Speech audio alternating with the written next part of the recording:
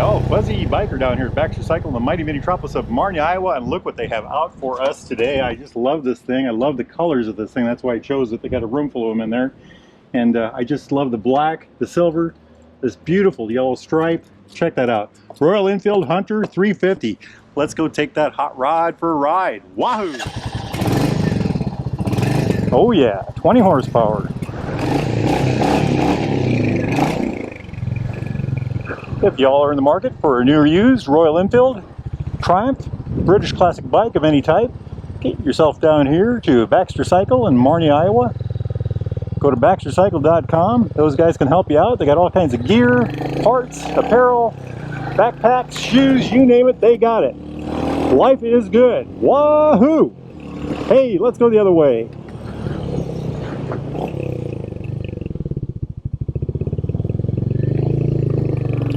So this is a bare bones Royal Enfield Hunter 350. Absolutely stock, not a thing added to it. Not that I can see anyway. Whopping 20 horsepower, 20 foot-pounds of torque. That's 27 Newton meters.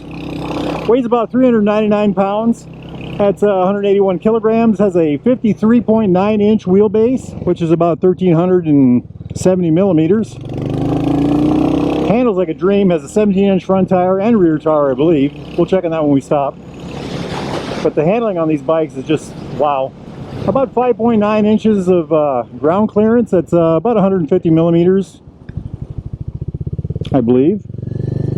Look at that. Nice spin test here. Just turns on a dime, gives you back 2 nickels. What a fun little bike this is, huh? This is the sportiest of the Royal Enfield 350s, I believe.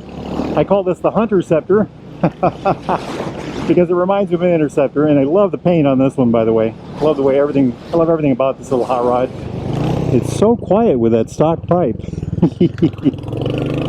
It runs good though. It's got a 41 millimeter front fork with about 5.1 inches of suspension travel. I believe that's 170 millimeters on the front, and about 4 inches on the rear, which is about 102 millimeters.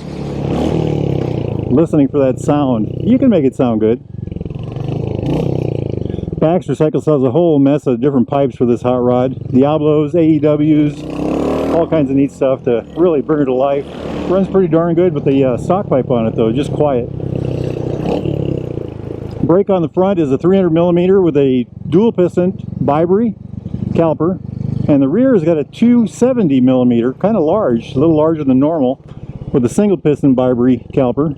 It worked pretty darn good, I think. Beautiful little hot rod. I love the way these things go. I've got a 350 Classic at home, and I use it around town. It's my grocery getter. I got big bags on the back of it. Let's do a little spin test here, huh? This one always wins the spin test.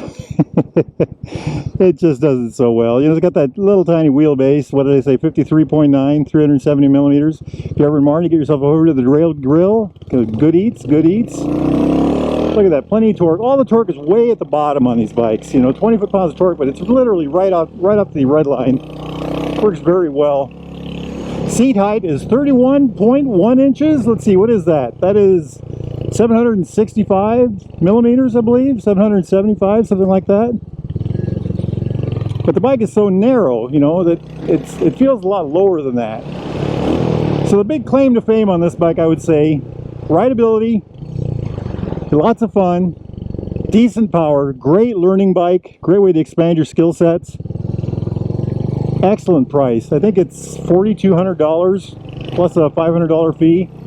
And that comes with a 3-year unlimited mile warranty. 3 years unlimited mileage with roadside assistance. I don't think any other company offers anything like that anymore. Let's run down here to Motorcycle Park and take a gander at this little hot rod. Handling is excellent on this bike, by the way. Absolutely excellent. Look at that, just a little dreamboat. Well, this is truly a fun little town bike, and look at the good looks this thing has. I love the way that it's all blacked out. I love the silver on the front with the yellow stripe, you know, the yellow accent through here, and even on the rims.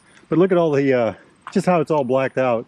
I'm generally a chrome guy, but in this case, I'll take this one. You know, I love how the engine is all blacked, the cases, the pipes, The rims, the wheels, you know, everything is just, even the gaiters on the forks here. Well done, very well done. Even the springs on the shocks are blacked. I didn't notice that before. Very nice. And I also like these rims. So let's see if we can get a better look at those. Check that out. Kind of a snowflake look. Look at the shadow through here. Just very well done. Little fender extension. You can remove that if you like, but it's a very light feeling, very crisp handling motorcycle. The crisp handling comes from the tires. You know, this 17-inch front tire, well, the lightweight. And it's just a really well done unit in that sense. Front tire is a 180/17, and the rear is a 140/70/17. So it does have 17s front and rear stuff. But what I'd like to talk about are the aesthetics or the looks of this bike, kind of the personality or just the way this thing presents itself. I love the styling. When these first came out, one of the things that I pointed this out before, look at this line through here, okay? This wave. Now look at this through here and how it matches with the seat going both directions. This bulges out and in at the same time towards the engine. You know, we've got this here with this little indent here. And then on this particular bike, they've done this paint, all black here, yellow stripe here, really stands out with the silver here, and then this, you know, this graphic here. Let's see what the graphic is on the other side. Ah, okay, RE on the one side, EN on this side. Just very well done. And of course the fact that it's all blacked out. I mean, just very well done in that way. I love the looks. I love the looks. It looks to me like an Interceptor, a lot like an Interceptor. That's why I call it the Hunterceptor. It's the sportiest of the Royal Enfield 350s, and honestly, it's one of the sportiest 350s on the market as far as I'm concerned. Just a really neat bike, a lot of fun to ride. It's very forgiving, but yet it's agile. It's docile and agile at the same time. Does that make any sense? Docile and agile at the same time. How can that be? Well, take one for a ride. Just a beautiful little machine. Just a beautiful little machine. So let's jump up here and take a look at this. I call this the Oculus. I just love this thing, and I actually would like to have this on my Himalayan, but you know, that's another day, right? So it's got this analog speedometer on the outside. In the inside, it's got this little thing, a little bigger than a 50-cent piece, and it's LCD. It's got the fuel gauge, an always visible clock, an always visible gear indicator, and it's got trip A, trip B, and the odometer right there.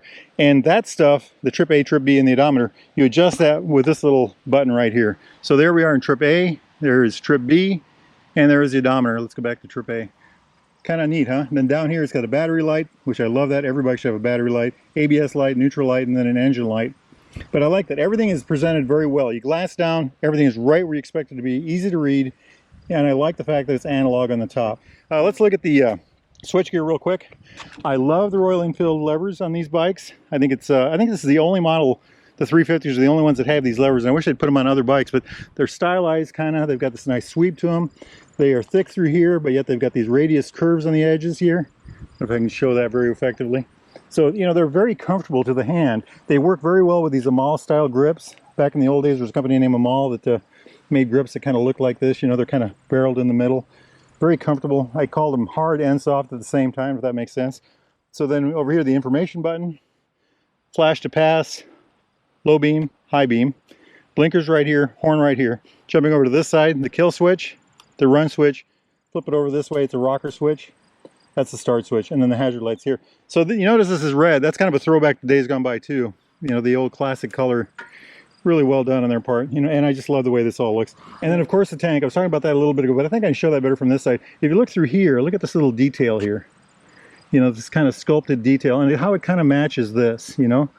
A little bit of detail in there as well. I like the way they've done that. They've done that very well. And again, that kind of carries through. These are my Royal Enfield Alpine Star gloves. Kind of carries through into the seat, you know. It's kind of a mirror image of it. Very nicely done. And then they've got these cast handholds right here, and these are very solid. Just a gorgeous little machine, isn't it? Check out this back end. You know, that whole styling thing I was talking about, just look at that. Just comes right in through here. Even carries under the fender. I just like that a lot. Just a thing of beauty. Just a thing of beauty. I like it a lot. I like it a lot. If y'all are interested in a near used Royal Enfield Triumph classic British bike of any type, need parts, service, accessories, backpacks, shoes, gloves, anything like that at all, get yourself over here to Baxter Cycle in the mighty metropolis of Marnie, Iowa, or go to baxtercycle.com. Those guys can help you out. Give them a call, tell them Fuzzy Biker sent you. It is a warm day here in Iowa, in the 90 degrees, and it's pretty windy, but you know what? I think I'm going to go ride some motorcycle. Life is good. Get out there and ride, my friends. Wahoo!